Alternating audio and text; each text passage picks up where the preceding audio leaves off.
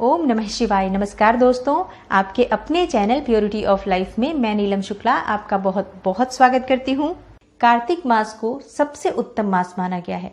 मतलब वर्ष भर में जो 12 मास होते हैं उन 12 मासों में सबसे ज्यादा उत्तम, सबसे अधिक पवित्र, सबसे पावन और सबसे अधिक पुण्य फल देने वाला जो मास माना गया है वो है कार्तिक मास। भगवान श्री हरि विष्णु को अत्यंत ही प्रिय है मास ये।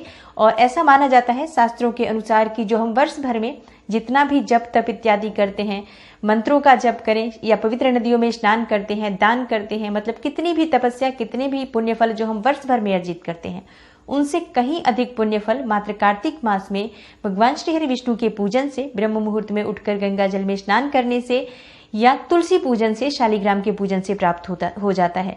क्योंकि कार्तिक मास में किए गए जो जप तप मंत्र इत्यादि होते हैं इनका फल कई गुना होकर प्राप्त होता है और अक्षय फल की प्राप्ति होती है। अक्षय फल मतलब जो भी हम इस महीने में मंत्र जप करते हैं या फिर कोई भी शुभ कर्म करते हैं, पवित्र नदी में स्नान करें, तुलसी पूजन करें, दीप दान करें, इन सब का पुण्य फल अक्षय होता है। इनका पुण्य फल जो होता है शुभ फल के स्वरूप में हमें जन्म जन्मांतर तक प्राप्त होता रहता है।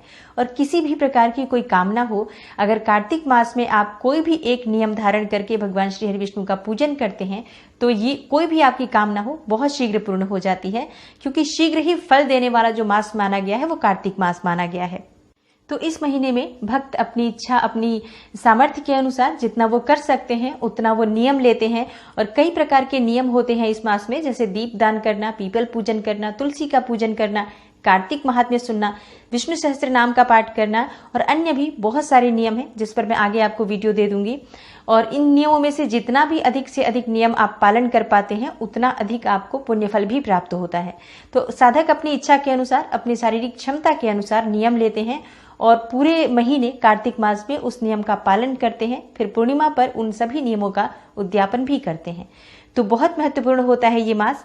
और आज की वीडियो में मैं आपसे बात करने वाली हूँ कि कार्तिक मास कब से शुरू हो रहा है और जो लोग कार्तिक स्नान करना चाहते हैं वो किस दिन से स्नान शुरू करें। मतलब कौन सा दिन है जिससे आप स्नान के नियम को प्रारंभ करेंगे।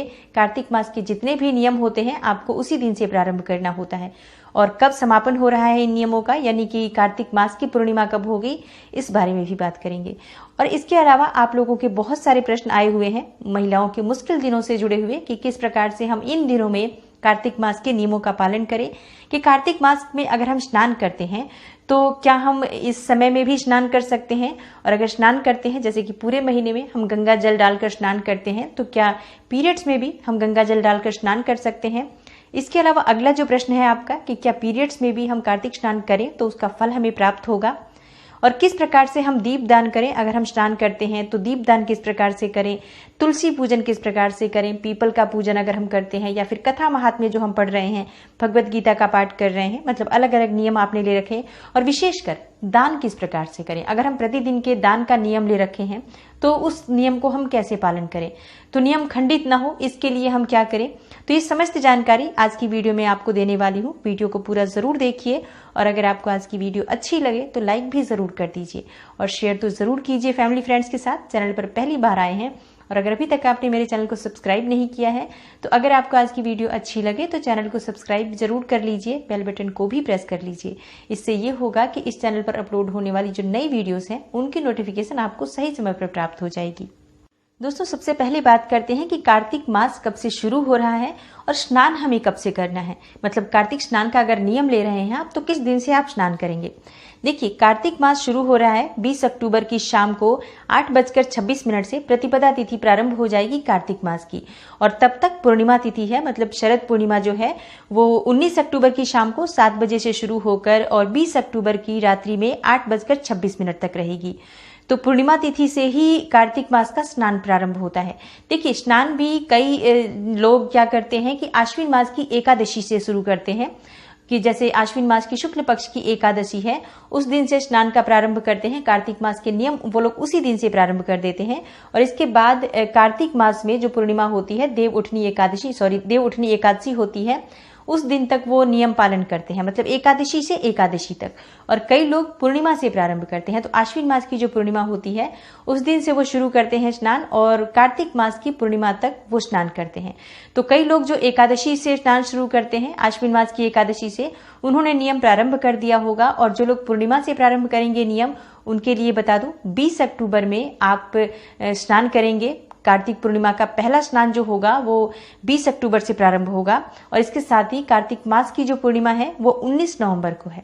तो 20 अक्टूबर से लेकर 19 नवंबर तक कार्तिक मास का स्नान रहेगा, और 19 नवंबर को पूर्णिमा तिथि पर आप उद्यापन करेंगे। जिस प्रकार से भी आप उद्यापन करते हैं वो आगे आपको वीडियो मिल जाएगी कि किस प्रकार से कार्तिक मास का उद्यापन करना होता है। तो 20 अक्टूबर से ही हम स्नान प्रारंभ करेंगे। ब्रह्म मुहूर्त में उठ जाइए, और उठकर उसी दिन से जो भी आपके स्नान का नियम है, दीपदान करना चाहते हैं पीपल में या तुलसी में, जो भी आपके नियम प्रारंभ आप कर रहे हैं वो आप 20 अक्टूबर से शुरू करेंगे। तो 20 अक्टूबर बुधवार है और आज शरद पूर्णिमा है। शरद पूर्णिमा से ही हम स्नान प्रारंभ कर देते हैं और कार्तिक पूर्णिमा तक स्नान करते हैं, कार्तिक पूर्णिमा को उद्यापन करते हैं। 21 अक्टूबर से कार्तिक मास की शुरुआत हो जाएगी। तो इस प्रकार से हमें स्नान के नियम अगर लेने हैं, या कोई भी कार्तिक मास से संबंधित आप नियम लेना चाहते हैं, चाहे दीप दान हो या फिर दान का नियम लेना चाहते हैं, या फिर आप कई सारे नियम, कई लोग व्रत भी धारण करते हैं, जैसे कि वो एक समय फलाहार करते हैं और एक समय तारों को देखकर, तारों को अर्घ्य देकर भोजन करते हैं। तो इस प्रकार से भी अगर आप कोई नियम लेना चाहते हैं तो 20 अक्टूबर यानी कि बुधवार से ही आप शुरू करेंगे अपने व्रत। और अब आते हैं आपके प्रश्नों की तरफ, जिसमें पहला प्रश्न है, क्या पीरियड्स में भी हमें कार्तिक स्नान करना है? जी हाँ, बिल्कुल करना है, क्योंकि अगर आप नियम का पालन नहीं करेंगे तो नियम खंडित हो जाते हैं। जब भी हम कोई भी नियम प्रारंभ करते हैं तो ऐसे समय में भी हमें उन नियमों का पालन करना चाहिए। थोड़ा सा तरीका बदल जाता है, जैसे कि आप ब्रह्म मुहूर्त में ही उठेंगे जिस समय में आप रोज उठते हैं, और स्नान भी आप उसी प्रकार से करेंगे। स्नान करने के बाद जैसे नॉर्मल दिनों में आप पूजा करते हैं, मंत्र जप करते हैं, या फिर तुलसी को जल देते हैं, ये सभी कार्य जो हम नॉर्मल दिनों में करते हैं वो पीरियड्स में नहीं करेंगे। तो पीरियड्स में क्या करेंगे आप? ऐसे में आप अपने मंदिर में भगवान की पूजा नहीं कर सकते हैं, लेकिन आप अपने कमरे में बैठ जाएं, जैसे स्नान इत्यादि करने के बाद साफ स्वच्छ वस्त्र धारण करके, और आप अपने कमरे में एक आसन डाल के बैठ जाइए। अब ये जो रोज हम पूजा के लिए आसन प्रयोग करते हैं उसका प्रयोग नहीं किया जाएगा, मतलब आप अपने कमरे में कैसे भी बैठ सकते हैं, बेड पर भी बैठ सकते हैं, और वहीं पर बैठकर आप ध्यान लगाएं भगवान का। जिस भी प्रकार से आप मंत्र जप करते हैं, कथा महात्म्य है तो ये तो आप फोन पर भी सुन सकते हैं, कोई मंत्र सुनना चाहते हैं फोन पर भी सुन सकते हैं, या मानसिक रूप से उस मंत्र का जप कर सकते हैं। और जो भगवत गीता का पाठ करना चाहते हैं या करते हैं प्रतिदिन, तो उसको भी आप फोन पर सुन सकते हैं, मोबाइल पर अपने। जो भी आप कथा या महात्म्य पढ़ते हैं, या फिर जो आप विष्णु सहस्त्र नाम का भी पाठ करते हैं, तो वो आप फोन पर सुन सकते हैं। अब रही बात कि दीप दान किस प्रकार से करें, या फिर जो हम दान करते हैं वो कैसे करें, तुलसी पूजन या पीपल पूजन कैसे करें। देखिए, जो पूजा आप करते हैं, अगर आपके घर में कोई भी और व्यक्ति है जो पूजा कर सकता है, जैसे आपके पति हैं, या आप फैमिली के साथ रहते हो, आपके फैमिली में और भी सदस्य हो, तो आप किसी से भी अपनी पूजा करवा सकते हैं। जैसे दीपदान कोई कर सकता है तो उससे जरूर करवा दीजिए। तुलसी में भी आप दीपक जलवा सकते हैं, घर में भी दीपदान आप करवा सकते हैं। लेकिन एक प्रश्न आया है अभी कि मेरे घर में कोई भी पूजा करने वाला नहीं है, तो मैं किस प्रकार से करूंगी। देखिए, ऐसे में फिर होता है कि आप सिर्फ मानसिक रूप से भगवान का, जैसे मैंने बताया, आप मोबाइल का प्रयोग कीजिए पाठ सारे सुनने के लिए, कथा सुनने के लिए, और मानसिक रूप से भगवान से पूजा प्रार्थना कीजिए। फिर जब आप शुद्ध हो जाते हैं, मतलब शुद्धावस्था में जब आ जाते हैं, तब आप फिर से अपने नियम को कंटिन्यू कर सकते हैं। और दीपदान, जितने दिनों तक का आपका दीपदान छूट जाता है इस बीच में, वो दीपदान आप उतने दिए एक्स्ट्रा जला दीजिए। दीप तुलसी में भी, और जैसे कि पीपल के नीचे जलाते हैं, जहां कहीं भी आप दीपदान का नियम ले रखे हैं, उन दीपक को आप, जो 5 दिन आपका छूट जाता है, उतने दीपक आप एक्स्ट्रा महीने में किसी भी दिन जला सकते हैं। चाहे आप पूर्णिमा पर जला दीजिए, अगर जो बीच के दिए छूट जाते हैं तो। और घर में कोई आपके बदले में दीपदान करने वाला है, पूजा करने वाला है, तो आप उससे जरूर करवा दीजिए। अब बात आती है कि दान किस प्रकार से करें। दान भी उसी तरह से, अगर आपके घर में कोई करने वाला है जो दान की सामग्री आपके बदले निकाल दे, तो उससे सामग्री निकलवा दीजिए। जैसे सामग्री का दान आपने करवा रखा है तो, और अगर नहीं है तो आप पैसे निकाल कर रख सकते हैं, क्योंकि पैसे में देखिए कोई दोष नहीं होता है।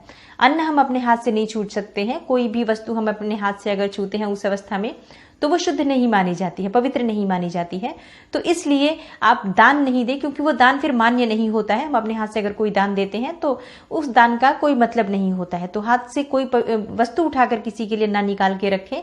आप पैसे रख सकते हैं उतने दिनों के, और फिर वो पैसे की सामग्री ही आप चाहें तो किसी को दे सकते हैं, या पैसे भी आप चाहें तो जिसको भी दान करना चाहते हैं वो आप दान कर सकते हैं। तो इस प्रकार से आप अपने सभी नियमों का पालन कर सकते हैं उस अवस्था में भी। लेकिन अगर आप इन दिनों को छोड़ देते हैं कि चलो अब पीरियड्स आ गए हैं, अब हम पूजा नहीं कर सकते हैं, तो सुबह भी नहीं उठेंगे, स्नान भी नहीं करेंगे, तो आपका नियम भी खंडित होगा और आप जो बाकी के दिनों में भी पूजा कर रहे हैं उसका भी संपूर्ण फल आपको प्राप्त नहीं होगा। तो इसलिए आप सभी नियमों को इसी प्रकार से आगे तक मतलब कंटिन्यू रख सकते हैं। अगला जो आपका प्रश्न है कि क्या हमें पीरियड्स में भी गंगा जल डालकर स्नान करना चाहिए। देखिए, गंगा में ऐसे समय में स्नान करना अच्छा नहीं माना जाता, शुभ नहीं माना जाता है, इसलिए हम गंगा जल नहीं डालेंगे स्नान के जल में। लेकिन जब हम स्नान करते हैं मन से मानकर, मन में ध्यान करके माँ गंगा का फिर स्नान करें। मन में ये मान्यता रखें, अपने मन में धारणा रखें कि हे माँ गंगा, आप मेरे जल में समाहित हो, मुझे स्नान करना है। तो माँ गंगा का मन में स्मरण करते हुए, पवित्र नदियों का मन में स्मरण करते हुए आप स्नान कर सकते हैं, और इससे भी आपको पवित्र नदी में स्नान के बराबर ही फल प्राप्त होता है। और अगला जो आपका प्रश्न है, कितने दिनों तक हमें पीरियड्स में पूजा नहीं करनी चाहिए। देखिए, शास्त्र कहते हैं 4 दिनों तक आप अशुद्ध अवस्था में होते हो। 4 दिनों के बाद मतलब 5वें दिन आप सिर धो के और देव कार्य इत्यादि के लिए शुद्ध हो जाते हो, मतलब 5वें दिन से आप पूजा कर सकते हो। तो शास्त्रों के अनुसार हमें 5वें दिन पूजा करनी चाहिए भगवान की। लेकिन इसमें भी अगर आप शुद्ध हो तभी, जैसे कि कई बार कई दिनों तक भी पीरियड्स रहते हैं, तो ऐसे में आप पूजा नहीं कर सकते हैं। जब आप बिल्कुल साफ हो जाए, शुद्ध हो जाए, तब आप पूजा कर सकते हैं। अगर 5वें दिन आप शुद्ध हैं तो आप बाल धोकर पूजा कर सकते हैं, और अगर नहीं है, मतलब 6-7 दिन तक भी आपके पीरियड्स रहते हैं, तो आप उतने दिनों तक मतलब देव कार्य इत्यादि ना करें, पूजा ना करें। लेकिन स्नान अपना उसी तरीके से करें जैसे मैंने अभी बताया। पूजा ना करें, जैसे हम मतलब सीधे भगवान की सेवा नहीं कर सकते हैं, सीधे उनकी मूर्ति को स्पर्श नहीं कर सकते हैं, या दीप दान इत्यादि नहीं कर सकते हैं। बाकी की पूजा आप मानसिक रूप से कर सकते हैं, मानसिक रूप से आप मंत्र का जप भी कर सकते हैं। और इस तरह से अगर आप पूजा करेंगे तो आपको इस व्रत का संपूर्ण लाभ भी प्राप्त होता है। जैसे कि कार्तिक मास एक बहुत ही पावन मास है, तो किसी भी प्रकार से हमें एक एक मिनट, एक एक पल, एक एक क्षण भगवान के करीब रहना चाहिए, और जिस भी तरह से संभव हो हमें भगवान की सेवा में हमेशा लगे रहना चाहिए। और अगला जो आपका प्रश्न है कि क्या इन दिनों में किए गए कार्तिक स्नान का हमें फल प्राप्त होगा। जी बिल्कुल प्राप्त होगा। हम किसी भी तरह से भगवान की पूजा करते हैं, चाहे मन से करें, तन से करें, या हम चलते फिरते भी जो भगवान के मंत्रों का जप करते हैं, भगवान को स्मरण करते हैं अपने कार्यों के दौरान भी, तो उसका भी फल हमें प्राप्त होता है। तो हमने जब कोई नियम लिया हुआ है, इस बीच में कोई ऐसी स्थिति आती है जो कि भगवान की ही बनाई हुई प्रकृति है ये, और ये एक सभी के लिए है, मतलब प्राकृतिक रूप से ही हमें भगवान के द्वारा ही इस तरीके से बनाया गया है कि हमारे साथ ऐसी प्रॉब्लम होती है।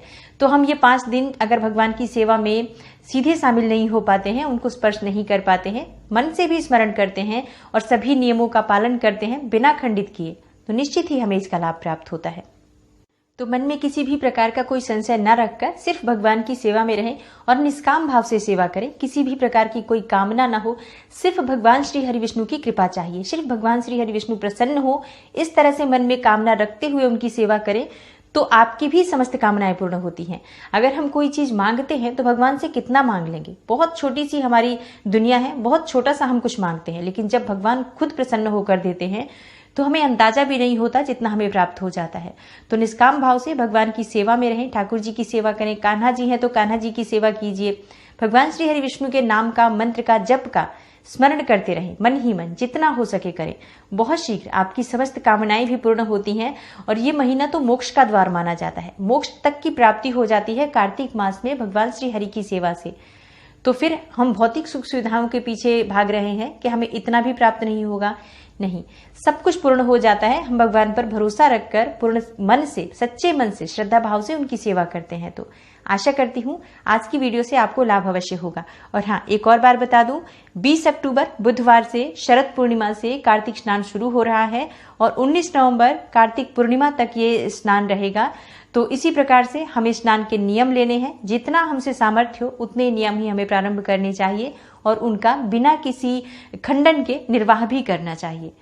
तो अगर आपको आज की वीडियो अच्छी लगी हो तो लाइक ज़रूर कीजिए, शेयर कीजिए फैमिली फ्रेंड्स के साथ। और चैनल पर पहली बार आए हैं, अगर अभी तक आपने मेरे चैनल को सब्सक्राइब नहीं किया है तो चैनल को सब्सक्राइब करके बेल बटन को ज़रूर प्रेस कर लीजिए। मैं मिलती हूँ आपसे अगली वीडियो में, तब तक के लिए नमस्कार।